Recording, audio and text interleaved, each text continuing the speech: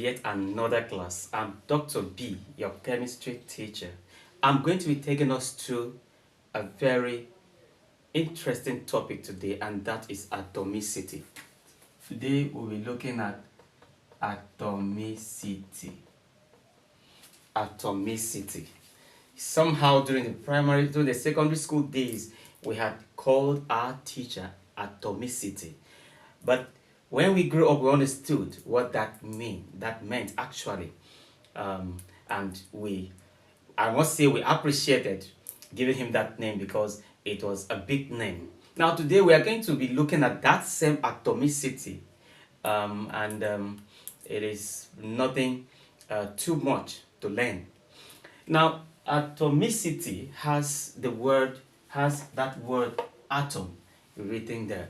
Of course, it means that what we want to be talking about is atom. Now, we cannot start talking about atomicity without looking at, a hypothetical diagram of the atomic structure. Now, let us see how an atomic structure looks like. Let's put down this. Okay.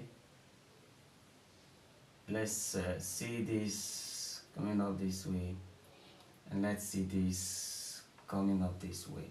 Okay, an atomic structure can be in this form, where of course in here is the nucleus. We can talk about having an electron here, having an electron here as well, and having an electron this way.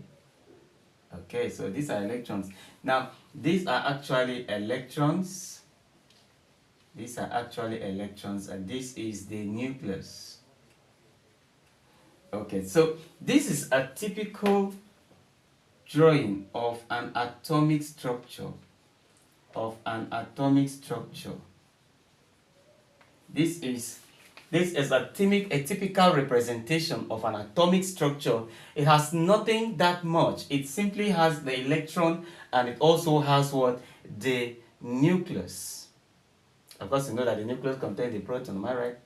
And then it has various shells, which are the various energy levels. Now, what is atomicity? Do you know that every substance that exists contains or carries what we call molecules?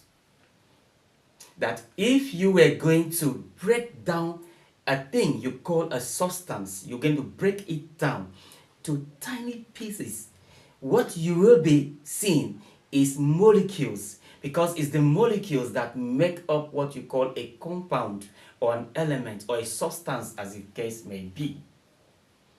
So molecules are those particular, in fact, they are tiny, very tiny, or perhaps let us say they are smallest part of a substance that has that particular enablement to exist freely, has a free existence. Okay, so these molecules that we have defined as the smallest part of an element, or smallest part of a compound, or smallest part of a substance that has the possibility of free existence, is what comes together to build what we call a substance.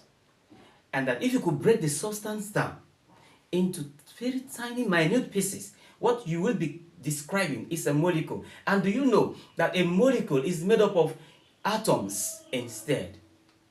So by extension, substances are made up of atoms. Because if substances are made up of molecules, and molecules are made up of atoms, it means that substances are made up of atoms. So when we define atomicity, we simply say the total number of atoms that are in a molecule. Alright? Total number of atoms that are in a molecule is what we define as atomicity. Total number of atoms that are in a molecule that makes up a substance, element, or compound is what we classify as atomicity. So anytime, anywhere you see someone mention the word atomicity, or you look at it somewhere and say atomicity, what should just come to your brain is that it is simply describing the total number of atoms that makes up a molecule of a substance, element or compound. It's important for us to know that atomicity assists us to be able to understand the chemical configuration of molecules. Yes, atomicity assists us to understand the chemical configuration of molecules. It also assists us to know the shape of molecules and also the weight of molecules and other properties. We must understand this, that it is not about the atom itself here, but the understanding of the properties of a molecule is what atomicity is all about. It helps us to understand the shape of molecules, the weight of molecules, chemical configurations of molecules, because molecules play a very vital part as far as substances are concerned. It is the building block of every substance, compound, or element that you have. Now, it's also interesting for us to know that these molecules that we talk about do not have charges, even though they take up properties of the substance to which they belong to. They do not have charges. And they don't have charges because their atoms have a way of combining to form very stable electronic configurations, either by a way of sharing electrons or by a way of simply donating electrons. So they do not have charges. They are stable electronic configurations by combination of the atoms that form those molecules. Now, do you also know that because of atomicity, we can be able to group or classify different substances? And that is why we have substances that are monoatomic. They are monoatomic. We have substances that are diatomic. We have substances that are also triatomic. We also have substances that are polyatomic. You have at least heard of this. Monoatomic substances, diatomic substances, triatomic, polyatomic substances. These names are given because of what? The atomicity of the various substances. So when we say a substance is monoatomic, what do we mean? It simply means that that substance contains only one atom in its molecule that forms it.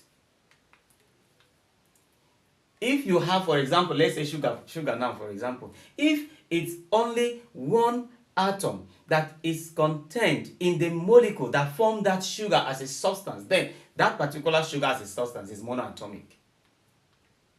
It's monoatomic molecule or monoatomic substance, as the case may be. Now, monoatomic substances are basically noble gases. They are gases, okay? Monoatomic substances are gases.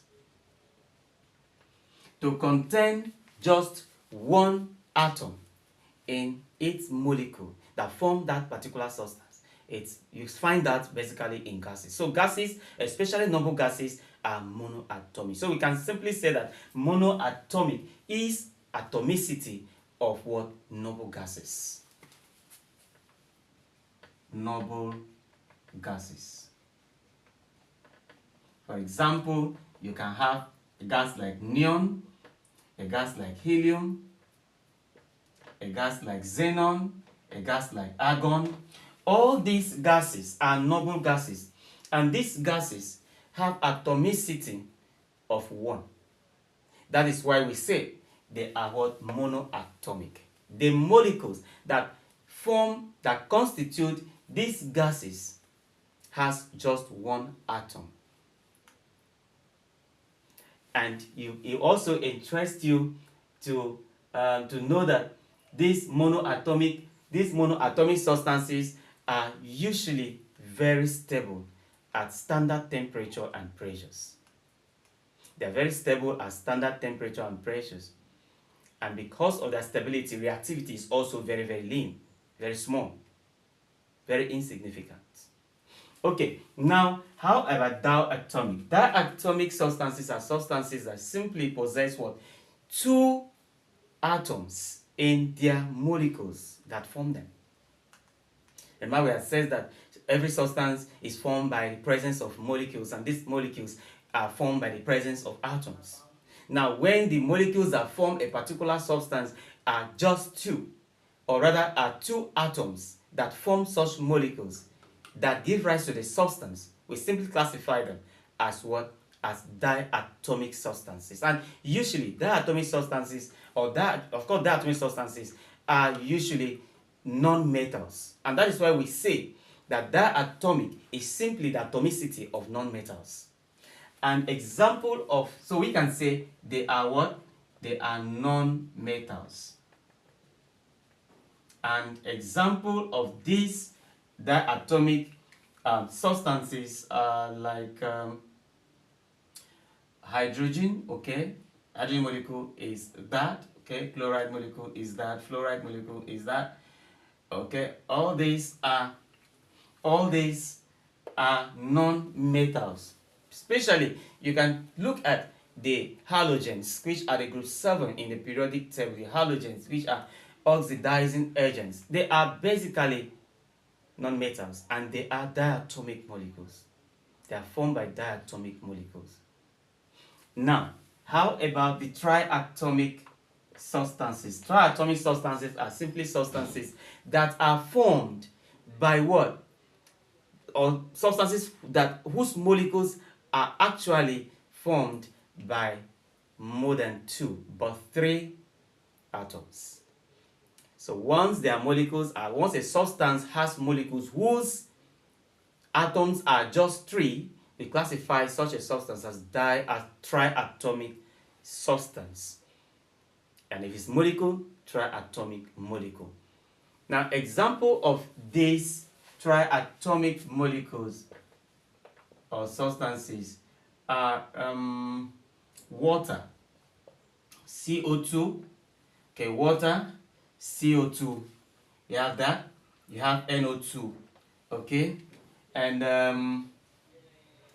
a whole lot of them. You have ozone, okay, ozone is O3, okay, so you can see 3, you can see 1, you can see 2 and 1, 3, you can see 2 and 1, 3, you can see 1 and 2, 3. So these are triatomic molecules. And basically, there are just about 5 of them that are basic and described as triatomic.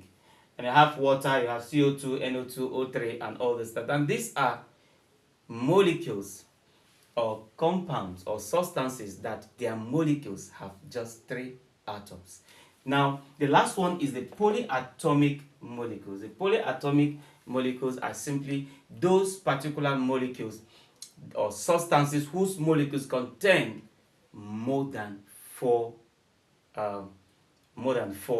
atoms.